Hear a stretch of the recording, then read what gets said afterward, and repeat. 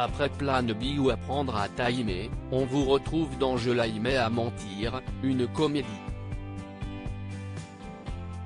Cela vous a-t-il fait du bien? Julie de Bonnat, un bien fou. J'avais l'impression d'aller en colonie de vacances, même si c'était beaucoup de travail. C'était mon premier tournage post-confinement. Je l'avais préparé avant, ainsi que celui de Plan B avec lequel j'enchaînais. Je me suis trimballé deux personnages complètement différents pendant 2 mois et demi, c'était schizophrénique. Faut être bien accroché pour vivre avec une actrice. Rire, qu'est-ce ce qui vous a séduite dans ce rôle?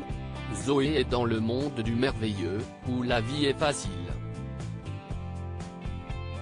Il y a une grande part d'enfance chez elle, d'espièglerie, de joie, de malice. Si est jouissif de jouer quelqu'un de beaucoup plus léger que soi.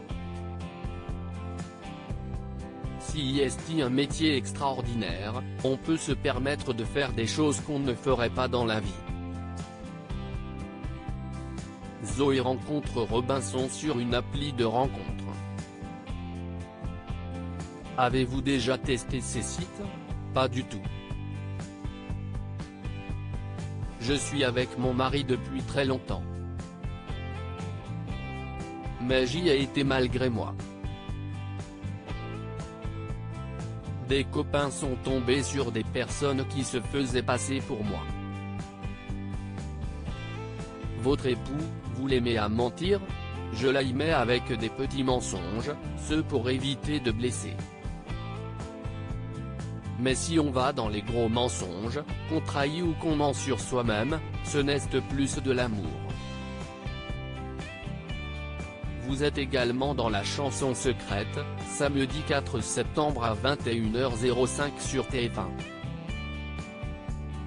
Je ne m'attendais pas du tout à ce qui allait se passer. C'était très fort, très intime. J'ai eu du mal à m'en remettre. Si est le plus beau cadeau que TF1 m'ait fait.